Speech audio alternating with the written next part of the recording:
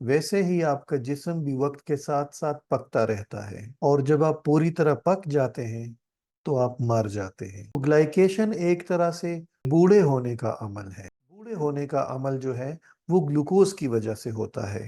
आपके चेहरे पर रिंकल्स की सूरत में, आपके आज़ा के कमज़ोर होने की सूरत में, ग्लूकोज स्पाइक है क्या चीज़? डोपामिन की वजह से आपको सुकून मिलता है, एक तस्कीन मिलती है।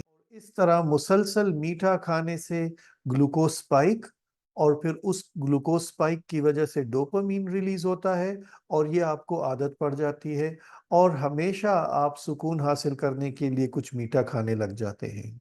आपको कोई नाश्ता, लंच या डिनर छोड़ने की ज़रूरत नहीं है। जैसे आपको शुगर की एडिक्शन हो जाती है, और आप इस सेंटर के खिलाफ लड़ ही नहीं सकते, और जाके कुछ खा आते हैं। मीठी चीज़ को कपड़े पहना के खाएं।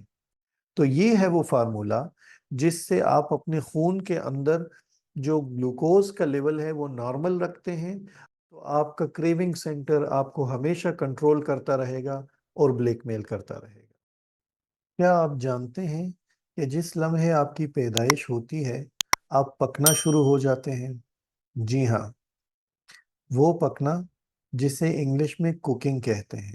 जैसे कोई गोश्त चूल्हे पर या ओवन में रखने से पकता है, वैसे ही आपका जिस्म भी वक्त के साथ साथ पकता रहता है, और ये होता है ग्लाइकेशन के अमल की वजह से। और जब आप पूरी तरह पक जाते हैं तो आप मर जाते हैं। आपका जिस्म अंदर से सफेद से ब्राउन कलर का हो रहा होता है, कलर चेंज कर रहा होता है।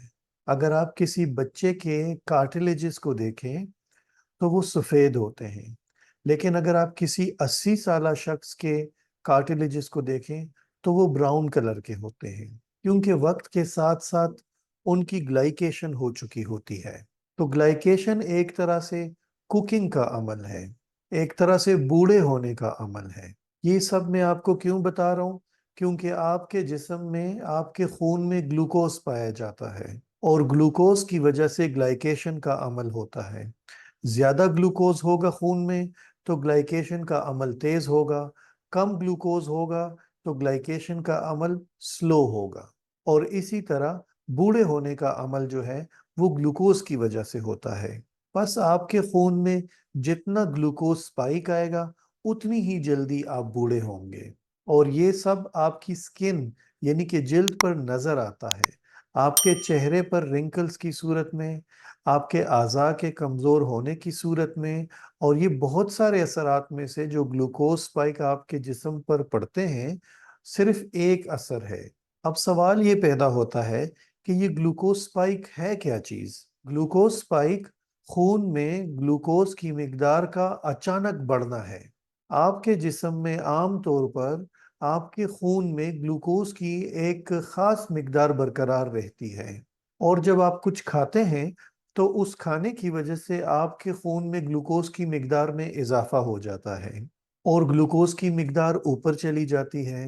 अब अगर आप मीठा खाएंगे, कार्बोहाइड्रेट्स वगैरह खाएंगे, तो खून में ये मौजूद ग्लूकोज की मिकदार अचानक ऊपर चली जाती है, और इस अचानक इजाफे को ग्लूकोज स्पाइक कहते हैं। लेकिन कुछ वक्त बाद, यानी घंटा दो गुजरने के बाद, ये ग्लूकोज की मिकदार दोबारा कम हो जाती है, और दोबारा अपने नॉर्मल लेवल को बरकरार रखने लग जाती है। तो दिन में जितनी बार आप मीठा या मीठे की बनी हुई अशिया, जैसे कि मैदे की चीजें, बेकरी की बनी हुई चीजें, प्रोसेस चीजें खाएंगे, उतनी ही बार आपके खून में ग्लूकोज स्पाइक आएगा। और वक्त गुजरने के साथ साथ आपको इन ग्लूकोज स्पाइक्स की आदत हो जाती है। अब आप सोचेंगे कि आदत क्यों हो जाती है? आदत इसलिए हो जाती है कि जब आप मीठा खाते हैं तो ग्लूकोज स्पाइक होता है।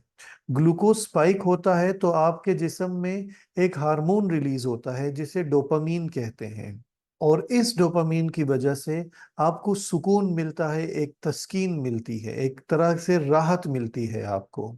और इस तरह मुसलसल मीठा खाने से ग्लूकोज स्पाइक, और फिर उस ग्लूकोज स्पाइक की वजह से डोपामीन रिलीज होता है, और ये आपको आदत पड़ जाती है, और हमेशा आप सुकून हासिल करने के लिए कुछ मीठा खाने लग जाते हैं। ये जो आपको मीठे की या चॉकलेट की क्रेविंग होती है, ये एक निशानी है कि आपको ग्लूकोज स्पाइक्स की आदत हो चुकी है। आपको थकावट महसूस होती है, आपके दिमाग के ऊपर बोझ सा महसूस होता है, या सोच स्लो हो जाती है, आपको नींद ठीक नहीं आती, गहरी नहीं होती आपकी नींद, आपके जिस्म पर मोड़े बन जाते हैं, एक्नी हो जाती है स्किन के ऊपर, फेस के ऊपर।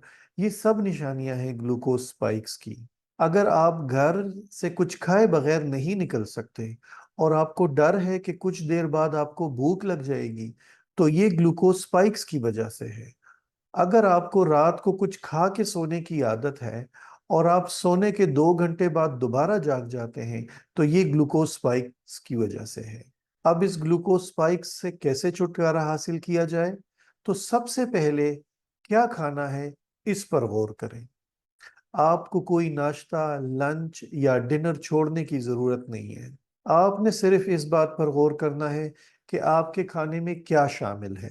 सबसे पहले तो आप अपने नाश्ते में मैदे की रोटी, बेकरी की चीजें, शहद, जैम, शक्कर, यानी सब मीठा निकाल दें। क्योंकि जैसे ही आप ये चीजें खाते हैं, ये चीजें हजम होके आपके खून में मौजूद ग्लूकोज की मिकदार में अचानक इजाफा कर देती है और आपके खून में ग्लूकोज स्पाइक आ जाता है।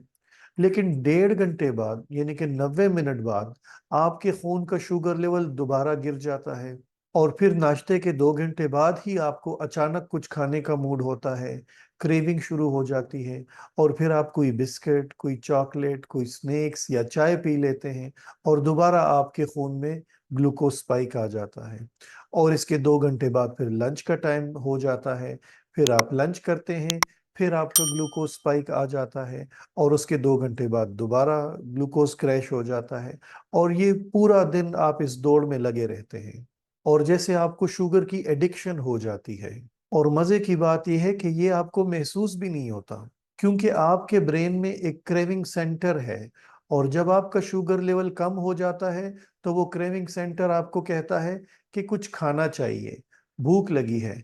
कुछ लोग तो कांपने लग जाते हैं, बेचैन हो जाते हैं, गुस्सा करने लग जाते हैं और आप इस सेंटर के खिलाफ लड़ ही नहीं सकते और जाके कुछ खा आते हैं। लेकिन मैं आपको इस क्रेविंग सेंटर के खिलाफ लड़ने का एक तरीका बताऊंगा। आज की वीडियो इससे मुतल्लिक है कि कैसे आप इस क्रेविंग सेंटर के खिलाफ लड़ सकते हैं और कैसे आप अपनी ग्लूकोज स्पाइक्स से महफूज रह सकते हैं। और इसका तरीका ये है कि जब भी आप कुछ खाएं, आप होल फार्म में खाएं, यानी इसको छाने मत, इसमें से चोकर ना निकालें। आटा ऐसा खाएं जैसे चक्की का आटा होता है। कोई प्रोसेस चीज ना खाएं जिसको रिफाइन किया गया हो। नाश्ते में ज्यादातर प्रोटीन की चीजें खाएं। अगर आटा खाते हैं तो होल ब्रेड खाएं, ब्राउन ब्रेड खाएं, ब्राउन ब्रेड जिसे कहते हैं वो खाएं, मकई की रोटी खाएं और साथ में अंडा खाएं। अगर आपको मीठा खाना भी पड़े तो इसको डेजर्ट के तौर पर खाने के बाद खाएं। यानी कि आपने कोई भी मीठी चीज खाली पेट खाने से इज्तनाब करना है। बिल्कुल आपने हाथ नहीं लगाना।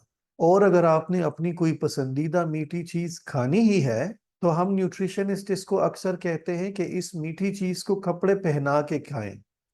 अब इस कपड़े पहना के खाने का क्या मतलब है? तो आपने कार्बोहाइड्रेट्स खानी है। अब दो तरह के कार्बोहाइड्रेट्स हैं। एक है स्टार्चेस, जिसमें रोटी, पास्ता, चावल, आलू और ओट्स वगैरह शामिल हैं।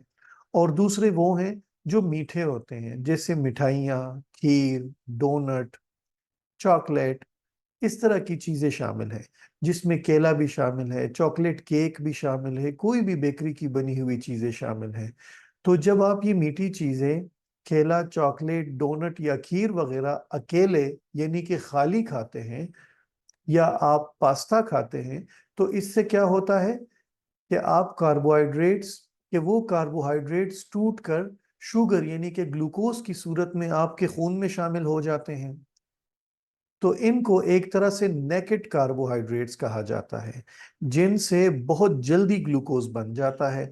अब आपने इन चीजों को कैसे कपड़े पहना के खाना है, और वो कपड़े जो पहनाते हैं वो है प्रोटीन, फैट्स या फाइबर। तो आप ये प्रोटीन, फैट्स और फाइबर जो हैं, वो इन मीठी चीजों के साथ खाते हैं।